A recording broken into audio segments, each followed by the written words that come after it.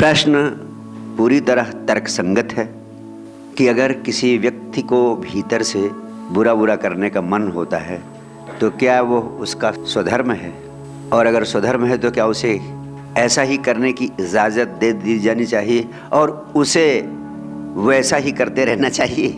एक बहुत छोटी सी बात आपसे कहना चाहता हूँ इस संबंध में। इस पृथ्वी पर इतने सारे लोग हैं 21वीं सदी के, हर व्यक्ति जाने कितने ऐसे काम रोज कर रहा है जो उसे नहीं करना चाहिए, लगभग हर व्यक्ति। और वो जो काम, ऐसा काम जिसे आप कह सकते हैं कि ना किया जाने वाला काम, समाज की दृष्टि से जिसे आप कहते हैं गलत काम, हर व्यक्ति कर रहा है। वो जब काम करता है तो कहीं ना कहीं से उसका मन तो करता ही है करने का, ना मन करता है, इसीलिए करता है।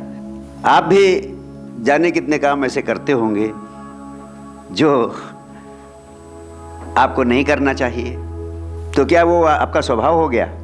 तमाम सारे काम आप भी करते हैं जो आपको करना नहीं चाहिए लेकिन करने में आपको अच्छा लगता है, लेकिन अच्छा लगता है करने में, तो वो आपका स्वभाव नहीं होगा, वो आपका स्वभाव नहीं है, वह स्वभाव के विपरीत है कार्य।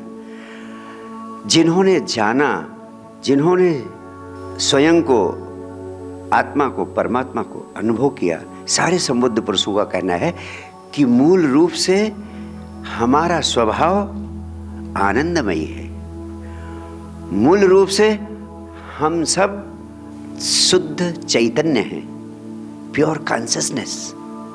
प्योर कॉन्शियसनेस हमारा मूल स्वभाव है और हम उस स्वभाव को भूल गए हैं, उससे च्युत हो गए हैं, उससे विलग हो गए हैं, उससे वियुक्त हो गए हैं। हम सारे लोग भूल गए हैं सिर्फ, और उसकी सिर्फ हमें याद नहीं रह गई है, इसलिए तरह तरह के कामों में हम लग गए हैं। जो व्यक्ति मर्डर कर रहा, हिंसा कर रहा, बलात्कार कर रहा, वही नहीं, स्वभाव से भ्रमित हो गया है। हम सारे लोग स्वभाव से भ्रमित हो गए हैं, स्वभाव से भ्रमित होकर दुनिया भर के जंजालों में उलझ गए हैं। आप ये मत समझना कि आप अगर हिंसा, व्यभिचार, बलात्कार नहीं कर रहे हैं तो आप शुद्ध चैतन्य हैं। आप भी अपने मूल स्वरूप से भटके हुए हैं। समाज की दृष्टि से भले ही आप नैतिक, एक हमने कुछ मापदंड बना लिए हैं जिनके अनुसार हम कहते हैं कि हम नैतिक हैं, उस नीति के अनुसार जो चले वो नैतिक, उस नीति के अनुसार जो न चले वो अनैतिक। लेकिन ये नीति बनाई किसने? हमने बनाई। ये मूर्छित लोगों ने, बेहोश लोगों ने अपने कुछ नियम बना लिए, जैसे पागलों ने अपने नियम बना लिए पागल खाने में, वैसे ये संसार के नियम है। पागलों ने अपने नियम बना रहे हैं, जो बना रखे हैं, उन नियमों के विपरीत जो काम करता है उसको कहते हैं कि अनैतिक हो गया।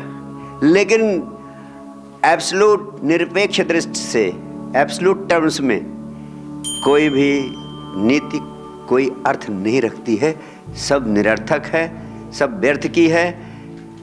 सबसे मूल सत्य है आपका मूल स्वभाव, आपका चैतन्य, वो प्योर कॉन्शियसनेस। उस प्योर कॉन्शियसनेस से हम सब भटके हुए लोग हैं।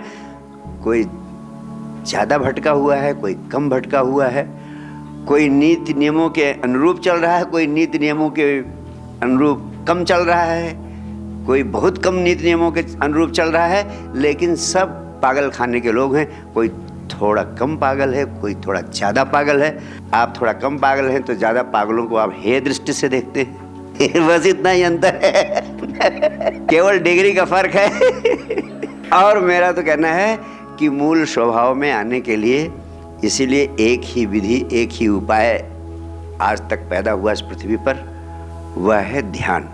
और दूसरी बात कहूँ कि ध्यान को कोई बहुत बड़ा क्रियाकांड मत समझे, ध्यान को कोई बहुत बड़ी साधना ना समझे। ध्यान भी हमारा मूल स्वभाव है।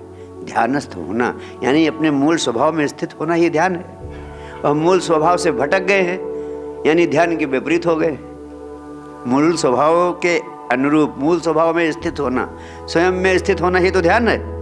और हम उससे भटक गए हैं यानी ध्यान के विपरीत हैं, मूल स्वभाव के अनुरूप नहीं है। और ये जितने उपद्रव हुए हैं किस वजह से हुए हैं? हमारे जीवन के 3 तल हैं। एक तल है बुद्धि का, दूसरा तल है हृदय का, तीसरा तल है चेतना का। ये हमारी बुद्धि तरह तरह से भटकी हुई है और तरह तरह से भटकाती है। 21वीं सदी में हर व्यक्ति बुद्धि के तल पर जी रहा है। थोड़े मोड़े लोग हैं, 5% हृदय के तल पर जीते, चेतना के तल पर कोई है ही नहीं, स्वयं में स्थित कोई है ही नहीं। भूले भटके कोई एक महावीर, बुद्ध, कृष्ण, क्राइस्ट, मोहम्मद या कुछ ऐसे लोग जो इधर उधर हम जैसे घूम रहे हैं, जिनकी कोई संज्ञा नहीं दी जा सकती, जिन्होंने थोड़ा स्वाद पाया है, ऐसे लोग बहुत कम हैं। लेकिन हर एक व्यक्ति की संभावना है कि अपने मूल स्वरूप को उपलब्ध हो सके, अपनी मूल अवस्था को उपलब्ध हो सके। जितना ही आपकी संभावना है, इतना ही बहुत सारे भटके हुए लोगों की भी संभावना है। और मैंने कहा ध्यान कुछ है नहीं, थोड़ी देर के लिए बुद्ध के जालों से मुक्त होने की कला सीख लेना ही ध्यान है। 24 घंटे बुद्धि संचालित कर रही है आपको, 24 घंटे आपका ब्रेन एक्टिव है। मेडिकल साइंस की रिसर्च कहती है जब से आप पैदा हुए हैं तब से लगातार आप सोचे चले जा रहे हैं। ये आपका ब्रेन कंप्यूटर अद्भुत है, जो जब से निर्मित हुआ है तब से अभी तक बंद नहीं हुआ। जैसे इलेक्ट्रॉनिक कंप्यूटर है, अगर आप उसको बंद ना करो, स्विच ऑफ ना करो तो खराब हो जाएगा, गर्म हो जाएगा, वायरस आ जाएगा। लेकिन ये ब्रेन कंप्यूटर अद्भुत है, ये जब से आप पैदा हुए हो तब से चल रहा है। मेडिकल साइंस की रिसर्च कहती है कि जब आप सो रहे होते हो तब भी आपका मस्तिष्क काम करता रहता है। इलेक्ट्रोमैग्नेट्स लगा के परीक्षण किए गए हैं और पाया गया है कि तब भी आपका ब्रेन फंक्शन करता रहता है। ये जो आप स्वप्न देखते हो ये कुछ और नहीं, केवल आपकी फंक्शनिंग ऑफ द ब्रेन है।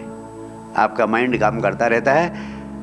कभी कभी आप कम नींद में होते तो आप जो सोचते हो सपना के रूप में आपको याद आता है, अधिकांश सपने आप भूल जाते हो, अन्यथा आप निरंतर सोच रहे हो। आप सोच लो कि आपका केवल ब्रेन कंप्यूटर, उसमें वायरस आ गया है, इसी कारण आपकी ज़िंदगी में तरह तरह के उपद्रव हो रहे हैं। इसको स्विच ऑफ कर देने की टेक्निक का नाम ही ध्यान है। थोड़ी देर के लिए इसको स्विच ऑफ कर दो।